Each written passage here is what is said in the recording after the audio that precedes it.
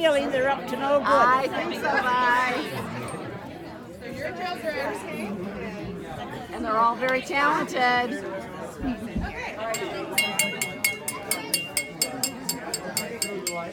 Good afternoon, everybody.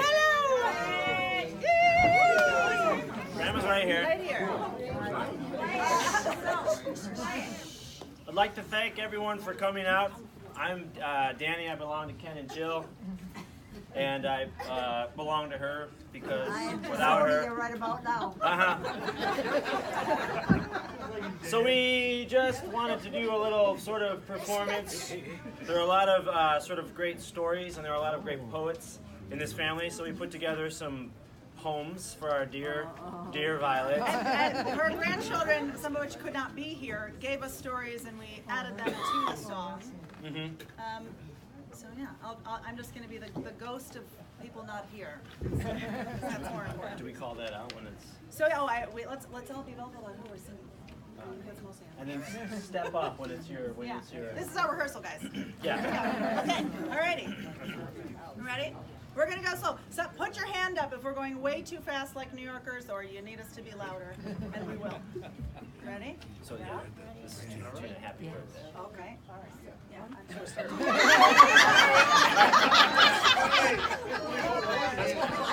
All right. Ready? Here we go. Oh, why you did it. 90 years is legit. We love your dry wit. Hope you like what we writ. When Mom was young and fancy-free, she had a beau whose name was Pee-wee. He promised a dozen kids and a white picket fence. Oh no, said Mom, that just doesn't make sense. So they both moved on and married another. Thank goodness for that, because Ken would be my brother.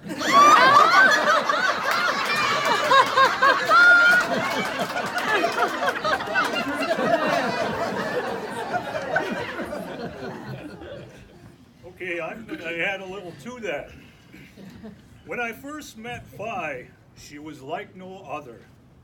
It's a scary thing. She could have been my mother. But fate had another plan for me. When I met Jill, it was destiny. As the years have gone by, life has been good. Flip that around. Oh, yeah.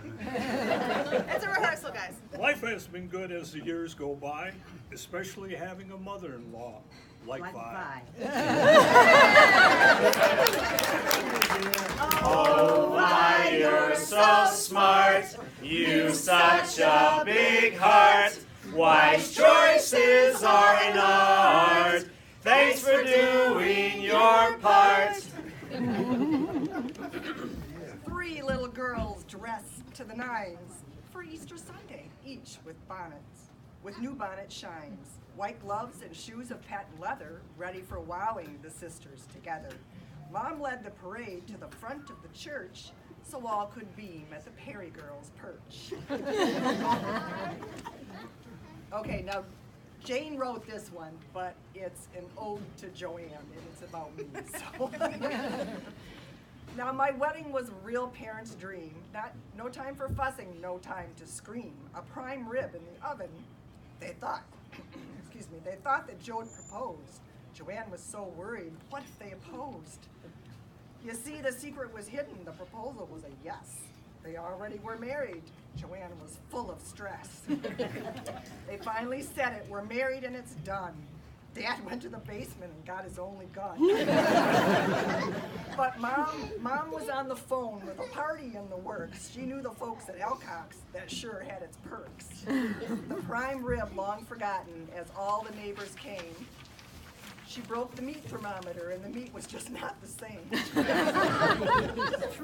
That was very stressful. They bummed at first about the day they thought they'd missed out on, but thought about it the other two and said, thank God this one's done. Jill's wedding just about killed them and Jane's was just as bad. They kissed their redhead daughter and said, how could we be mad? And just to make them happy, we said our vows once more, and later in the church, we settled up the score. Oh, fire glowing, thank you for showing the way to keep growing. You're the all-knowing. So this is Maggie's story. Maggie worked. belongs to Joanne Maggie's and Joe. Granddaughter in absentia in Virginia. I never miss a Sunday with Grandma on the phone. Even far away in Richmond, I always feel at home. Though to pretend you have a cold, always does Grandma scold. Oh yeah, sure, right. You just had too much fun last night. So there are those times when I sure could use a nurse, but she always knows much better that it's just that whiskey curse. Which again just makes me smile, that you can tell from phone to phone, because it makes me know and know that never am I alone. And to that I was then told that any company I had was to not include strange men over at my pad. But what about familiar men? I then retorted, which was met with a cackle as our fair grandma snorted. Just as long as they are vetted and are a handsome sight. In fact, elope and just get wedded. It would serve your mother right.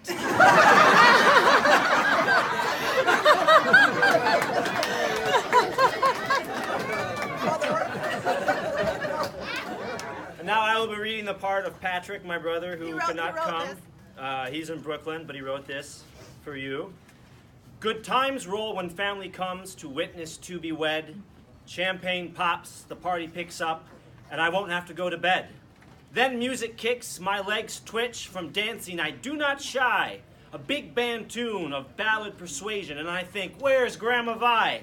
I circle the floor and I look no more as my heart fills and I see. She rounds the corner calling my name, and I know where I am meant to be. My stick figure feet can hardly keep in step with her lovely lead. Grandma shows me a thing or two, and I study her to a T. And when the song finally ends, Grandma gamely says, not bad. So I jab back, not so bad yourself, though I so want another ballad. Oh, Vi's talented, and also well-read. She'll sure fill your head. Listen to all she said. All right, I'm Kurt. I am with Abby, who belongs to Ken and Jill, and I have one that belongs to me named Graham right over there, and these are his words for Violet. Oh, and I must say first, this may not all rhyme exactly, so I think that's okay at this point. Yeah, he's also 6, yes. Oh, 100 more minutes of driving. What a shame, but there's magic in the air. Oh, yes. Birds in the sky, sing it with me. Water animals. Frogs jump all over this world, scamming people. Oh, don't hit yourself or anyone else. Oh, energy in the sky. I wish you were my grandma. Oh, but wait, you are, but I call you Nan. That's Nan right there. So I wish you a happy day and a happy night. The moon goes down in such a night. Then the aliens come out. Oh, what a fright. Good job,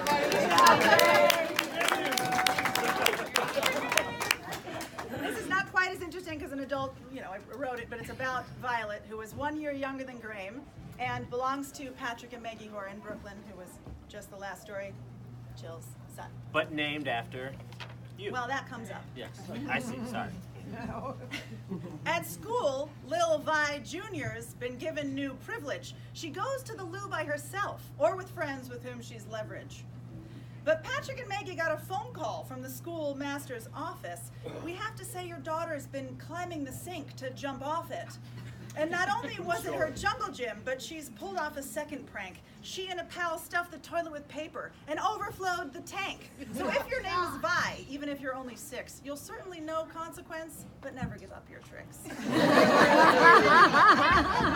Oh, Vi, you're so wise. It is no surprise. Your offspring are wise guys and won't compromise. Hello, I'm Matt. I belong to Ken and Jill. They all belong to me. I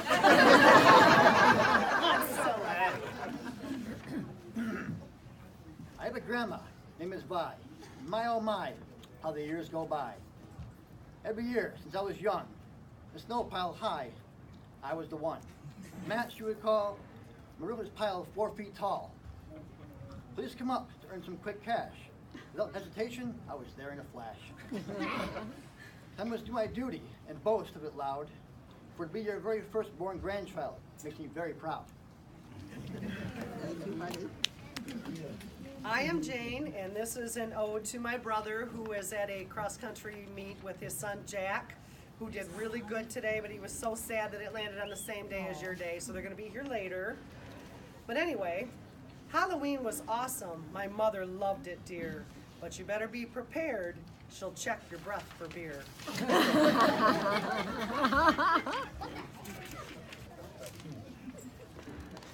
I snuck inside that night, quiet as a croc could be. She waited in the dark, knowing there was nowhere I could flee. She stuck her head inside my mouth to see where I had been. The next thing I knew, her head's up my rear end. I staggered back in darkness. Maybe I could just pretend. Maybe I could fool her, but my breath was not my friend. I saw the smoking ashtray, her cigarette still quite lit. She waited in the darkness, knowing this crock is full of shit. My mom, she helped me get my costume off my head, but I tripped on the table and smashed it to a shred. I'm grounded, and I know it, but the next day was just fine. I got up really early to Violet's Rise and Shine. Our Vi is so fun, and we've just begun. All our hearts she's won, that son of a gun. And this is Jessica's tale. That's my Jessica. Her daughter. Granddaughter Jessica. Surviving was easy in a low estate park when compared to the grease fire that in the house made its mark. Put that grease in your elbow and clean, clean, clean. The straightest bed linens that you've ever seen. A little Jim Beam to Nat King Cole with a strong game of euchre is good for the soul. Add a push pop or drumstick from the good Swan man. She sure stocks the freezer for all helping hands. But speaking of stocks, those crazy fake teeth and dental equipment in the basement beneath. She knows her med terms and has all the swag, for she's in the books for that dang colostomy bag. Though best of all is her tireless wit, for all feel loved when called, you little shut. Oh, Vi, you've some grit, our buttons you hit. We're such fans of Violet, love your little shits. I'm Hannah. I belong to Ken and Jill. Grandma, I made you this. You know what's coming. Our favorite holiday was near when Grandma called to say, Hannah, my dear, come up here today. I'll help you carve a pumpkin to get ready for Halloween. Grandma was always so nice and never really mean. I started by taking off the top, but the innards were so gross I soon had to stop. Go up and get my gloves, Grandma said to me. I did as I was told, as Grandma laughed with glee. When I came back, she said, dig in, and I tried again to my chagrin. As I reached in and my hand went south, up it came with a dead little mouse.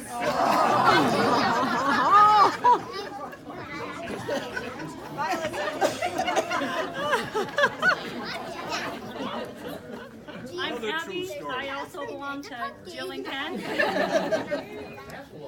We're good Catholics. I just want to look, my dear Grandma states, as she hovers above me, sealing my fate. I won't pull it out, she says as her tongue clicks. Ha, I think, I won't fall for her tricks. My 3 older brothers also won't be deterred. Don't do it, they mouth. They know what will occur. But Grandma smiles sweetly and leads me away to her brightly lit bathroom, and I know what she'll say. I just want to check that your tooth is all right. Just let me see. You know I won't bite. And before I know it, I've fallen for this lie, and I can see that sly glint in her eye. As quick as a flash, her hand dives inside, and out pops my tooth. Grandma grins wide. See, that wasn't so bad, she says with a wink, as I lean forward and spit blood in the sink. She hums a light tune as she walks away, knowing, of course, that she's won the day. Each loose tooth I have, I always pretend I won't be tricked. No, I won't bend. But Grandma wins in the end. Oh, how it makes her merry. And why shouldn't it? After all, she's the real tooth fairy. Oh, Vi, you're no fake. You fix all our aches. And make no mistake, her ways you can't break. is me, Jane. Daughter of Jill. Well said, Ken. Who do you belong to? Not sure. My mom made my wedding a really special day, but I must have sputtered off because her mood changed right away. She flattened out her palm and came right into my space. The next thing I knew, she slapped me across the face. Damn the pain, loosened teeth, cheek all red, could hardly speak. But I sang my song to Dennis and everything was fine. My mama said, "You're pretty, but your tongue could use some twine." It wasn't 10 years later, Dennis made the same mistake. He took my brother drinking and he brought him home too late. He called my dad to tell him and experienced the same fate. My dad forgot to tell her and she slapped my loving mate. The moral of the story is you never mess with Vi. You're lucky she just slapped you. You could have lost an eye. Our gal of the hour is named for a flower. She's queen of our tower and reigns with all power. But I have a story that still makes me sour. I'll state it again. I have a story that still leaves me sour. When it comes to mine, my mouth needs a shower. Our Vi can't stop laughing when she retells the tale. If I had my druthers, I'd locked her in jail. Oh, the smells were so sweet when Grandma would cook. She'd say, "Get the hell out," but I always had to look. I crept in the kitchen right under her feet. She'd swat at my head, but I did not retreat. "Tell me what's this and tell me what's that. Can't you see I'm busy? Go outside, grab your hat." I love Grandma's fish, and she made really great ham. On this very day, she made her famous jam. "Just give me one taste and I'll leave you alone," she said, "Oh, all right," in a sinister tone. With an extra large spoon, she scooped a huge dollop, and into my mouth it came like a wallop. "Grandma, I hate you, I hate you. You committed a sin. What even is this? Ha ha, it's pectin!" Oh, Vi, we love you. Our stories too. You're this family's glue. Ain't nothing you can't do. Mom is the glue that holds us all together. She is always there. No matter the weather. She holds us to a standard. Yes, you can. That by some seem mighty high, but always do the right thing. That's the law of Vi. Her meals seem like magic to a novice cook like me. Out of nothing always comes a feast for friends and family. Her faith in God never wavers, and each night on bended knee, she lifts her troubles to the Lord and she prays for you and me. No better compliment can anybody utter than these 5 little words. You're just like your mother. Happy birthday to you. Happy birthday to you. Happy birthday, dear Violet. Happy birthday to you.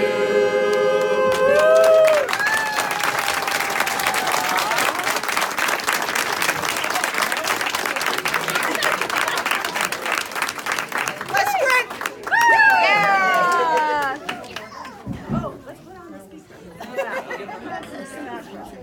I love you all.